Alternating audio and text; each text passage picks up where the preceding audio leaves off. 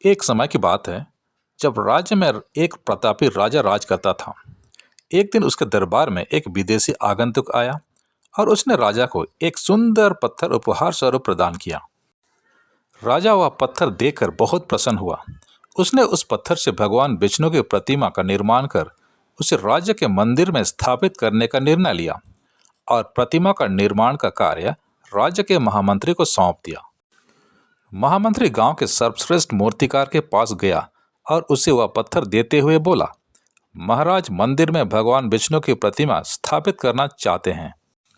7 दिन के भीतर इस पत्थर से भगवान विष्णु की प्रतिमा तैयार कर राजमहल पहुंचा देना। इसके लिए तुम्हें 50 स्वर्ण मुद्राएं दी जाएंगी। 50 स्वर्ण मुद्राओं की बात सुनकर मूर्तिकार खुश हो गया और महामंत्री के जाने के उपरांत प्रतिमा का निर्माण कार्य प्रारंभ करने के उद्देश्य से अपने औजार निकाल लिए।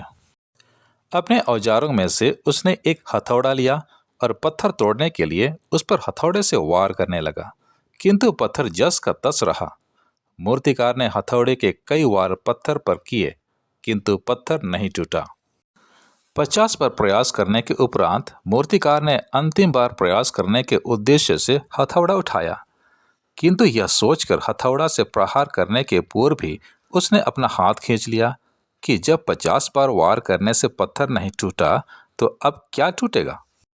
वह पत्थर लेकर वापस महामंत्री के पास गया और उसे यह कहकर वापस कर आया कि इस पत्थर को तोड़ना नामुमकिन है, इसलिए इससे भगवान विष्णु की प्रतिमा नहीं बन सकती। महामंत्री को राजा का आदेश हर स्थिति में पूर्ण करना था, इसलिए उसने भगवान विष्णु की प्रतिमा निर्माण करने का कार्य गांव के एक साधारण से मूर्तिकार को सौंप दिया। पत्थर लेकर मूर्तिकार ने महामंत्री के सामने ही उस पर हथौड़े से प्रहार किया और वह पत्थर एक बार में ही टूट गया। पत्थर टूटने के बाद मूर्तिकार प्रतिमा बनाने में जुट गया। इधर महामंत्री सोचने लगा कि काश पहले मूर्तिकार ने एक अंतिम प्रयास और किया होता तो सफल हो गया होता और 50 स्वर्ण मुद्राओं का हकदार बनता। इस कहानी से यह शिक्षा मिलती है कि हम भी अपने जीवन में ऐसी परिस्थितियों से दो चार होते रहते हैं। कई बार किसी कार्य को करने के पूर्व या किसी समस्या के सामने आने पर उसका निराकरण करने के पूर्व भी हमारा आत्मविश्वास डगमगा जाता है और हम प्रयास किए बिना ही हार मान लेते हैं।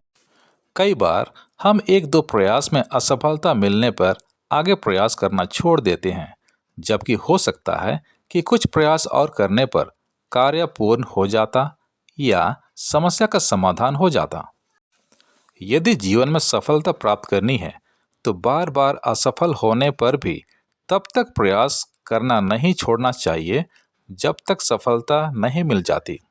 क्या पता जिस प्रयास को करने के पूर्व हम हाथ खींच ले वही हमारा अंतिम प्रयास हो और उसमें हमें कामयाबी प्राप्त हो जाए। दोस्तों, यह कहानी कैसे लगी आप कमेंट कर जरूर बताएं, क्योंकि ऐसा करने से हमारा आत्मविश्वास बढ़ता है। Thank you.